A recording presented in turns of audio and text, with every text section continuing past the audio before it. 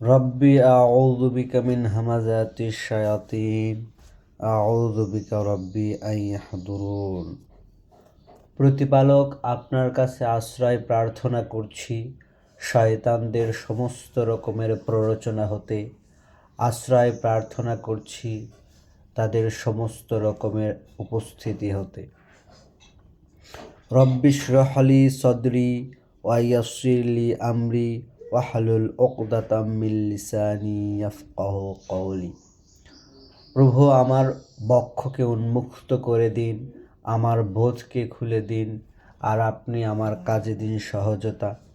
দূরীভূত করুন আমার কণ্ঠের জড়তা, যেন তারা আমার কথা বুঝতে পারে। আজকে আলোচনার বিষয় হচ্ছে মৃত ব্যক্তির ওসিয়ত পর্ব 2। আমরা একটি পর্ব করেছি, সেখানে প্রথম ওসিয়ত সম্পর্কে বলা হয়েছে।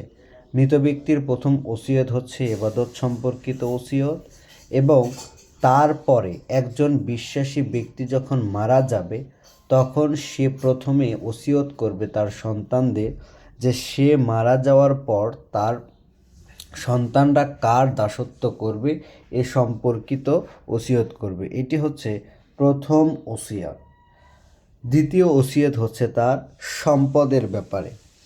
এটি আছে সূরা বাকারা 180 থেকে 182 নম্বর আয়াতে। তো আমরা আজকে পড়ব 180 থেকে 182 নম্বর আয়াত।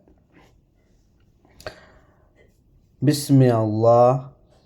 পরিচয় প্রতিপালকের, পরিচয় এক মান্যের, আর রহমান আর রহিম, যিনি পরম করুণাময়, অসীম দয়ালু। শুরু করছি আমরা সূরা বাকারা 180 নম্বর আয়াত।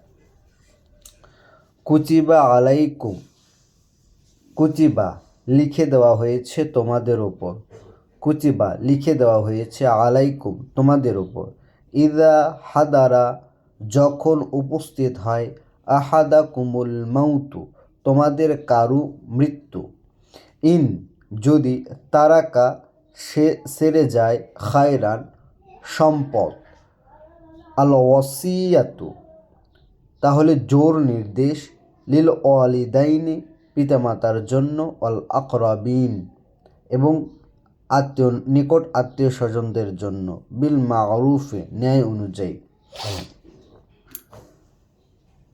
তাহলে কি বলছেন আল্লাহ?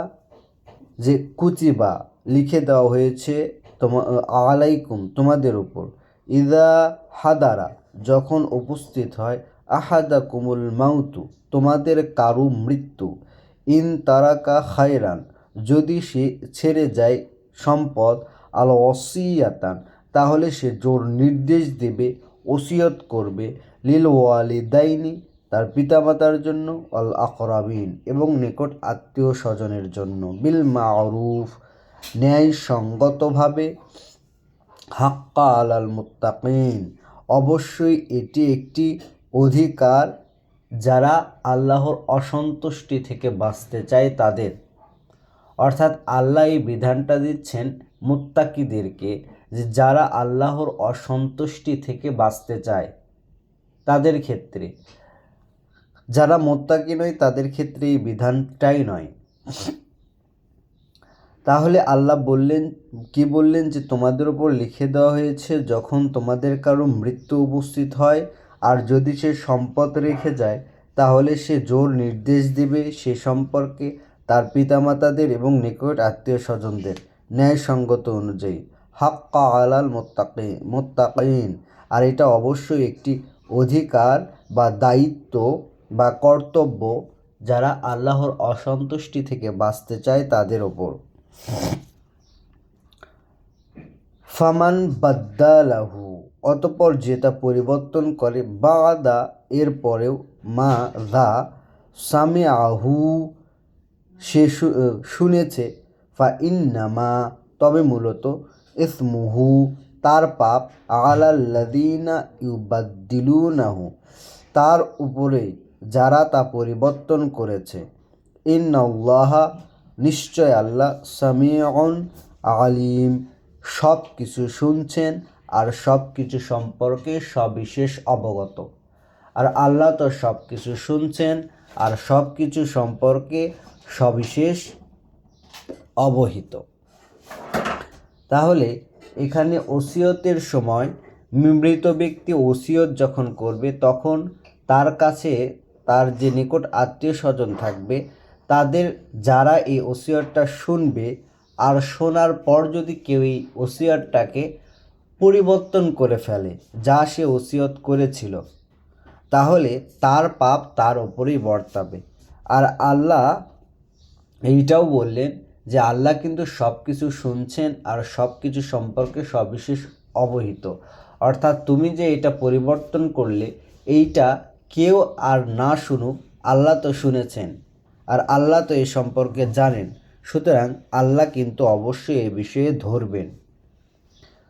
তবে আল্লাহ বলছেন যে ফামান খাফা মিন মুহসিন, তবে যে ভয় করে হতে মুহসিন ওসিয়তকারীর জানাফান পক্ষপাতিত্বের, তবে যে ভয় করে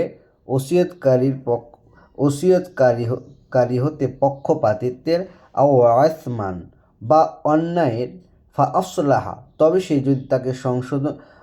সে যদি সংশোধন করে বাইনাহুম তাদের মাঝে, ফালা ইসমা আলাইহি, তবে নেই কোনো পাপ তার ওপর। ইন্নাল্লাহা গাফুরুর রহিম, নিশ্চয় আল্লাহ ক্ষমাশীল দয়াময়। দেখেন এরপর আল্লাহ কি বললেন, কত সুন্দর করে আল্লাহ তার আয়াতগুলো বিবৃতি করেন যেন আমরা বুঝতে পারি। মানে প্রথম বললেন যে কেউ যদি এই ওসিয়তের ব্যাপারটা শুনেও যদি সে পরিবর্তন করে ফেলে, যে শুনেছে সে ব্যক্তি, তাহলে তার সে অপরাধ তার ওপরেই বর্তাবে। আর আল্লাহ বলছেন তিনি কিন্তু সব শোনেন আর সর্ববিষয়ে সবিশেষ অবহিত।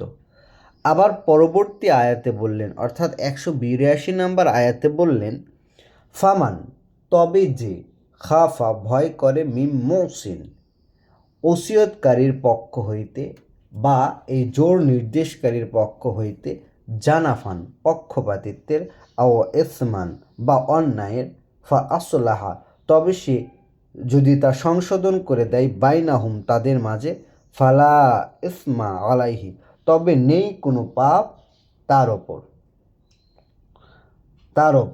নেই কোনো পাপ তার ওপর। কত সুন্দর করে তিনি বিষয়টা পরিষ্কার করলেন যে এবার যদি যে শুনছে সে যদি মনে করে যে ওসিয়ত করছে সে কোনো পাপ করছে বা সে কোনো পক্ষপাতিত্ব করছে, তাহলে সে যদি তা সংশোধন করে দেয় তাতে কিন্তু তার কোনো পাপ হবে না। ইন্নাল্লাহা গাফুরুর রহিম, আর নিশ্চয় আল্লাহ ক্ষমাশীল এবং পরম দয়ালু। নিশ্চয় আল্লাহ ক্ষমাশীল এবং পরম দয়ালু।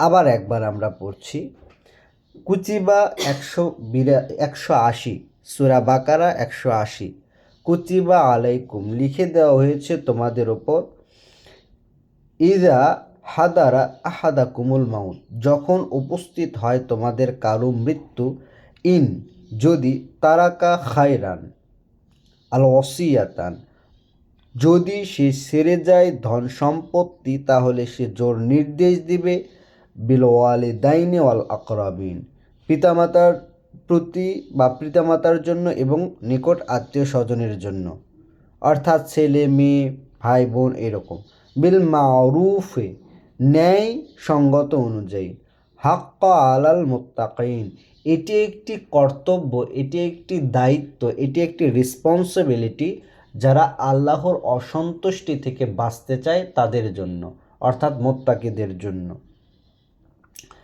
ফামান বাদ্দালাহু, অতঃপর যে তা পরিবর্তন করে, বাদা মা, এরপরেও যা সামিআহু, সে শ্রবণ করেছে, ফা ইন্নামা, তবে মূলত ইসমুহু, তার পাপ, আলাল্লাযীনা ইউবাদ্দিলুনাহু, তাদের ওপরই যারা তা পরিবর্তন করেছে।